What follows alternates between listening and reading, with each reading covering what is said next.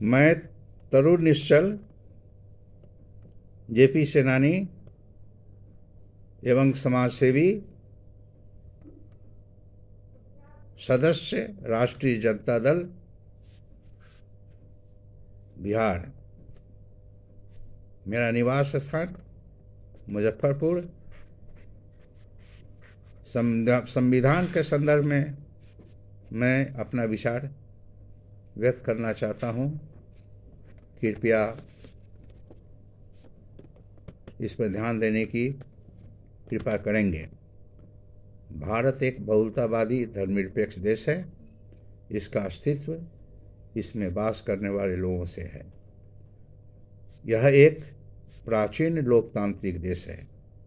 जब जब वैचारिक क्षरण हुआ, यह देश गुलाम भी हुआ है। इसका इतिहास है, अंतिम गुलामी अंग्रेजों से रहा है। मोटा मोटी 1857 से 1947 तक मुक्ति के लिए आज़ादी की लड़ाई लड़ी गई है। काफ़ी संघर्ष हुए हैं। लंबी लड़ाई के पीछे तत्कालीन सामाजिक कुरीतियाँ, जातिवाद, छुआछूत एवं अन्याय कारण रहे हैं, जो हमारी आज़ादी में बाधक रहे हैं। अंतिम रूप से महात्मा गांधी के नेतृत्व में 15 अगस्त 1947 को हमारा भारत देश आज़ाद हुआ। लेकिन गांधी जी हमारे बीच नहीं रह पाए। उनकी 30 जनवरी 1948 को अतिवादियों के द्वारा हत्या कर दी गई। आज भारत के पास एक संविधान है, जिसके माध्यम से इस देश को संघीय ढांचा प्रदान किया गया है। संसदीय व्यवस्था के अंतर्गत देश का संचालन हो रहा है। संयमित तरीके से देश के संचालन के लिए 3 सूची का संधारण संविधान ने किया है, जिसका नाम है केंद्रीय सूची, राज्य सूची तथा संवर्धित सूची। इस सूची के मानदंड के अनुसार देश का संचालन करना है, नहीं तो देश का संतुलन बिगड़ जाएगा। धर्मनिरपेक्ष स्वरूप भी देश के संतुलन के लिए आवश्यक है। भारत देश में वास करने वाले सभी नागरिकों का अपना अपना आस्था की बात है, जिसे राज्य सत्ता शक्ति प्रभावित नहीं कर सकता। संविधान इसकी इजाज़त नहीं देता।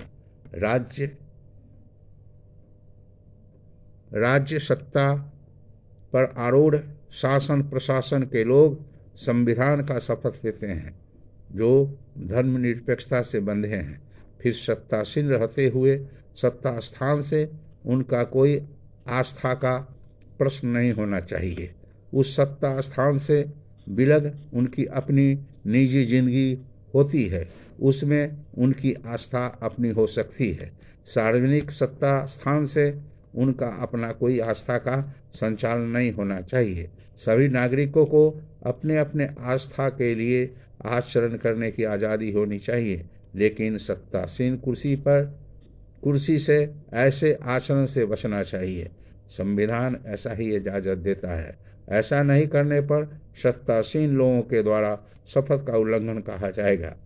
कृपया इस पर सख्ती से ध्यान देते हुए सत्ता का संचालन शासन प्रशासन को करना चाहिए। यही कानून का शासन कहा जाएगा। जय हिंद, जय भारत।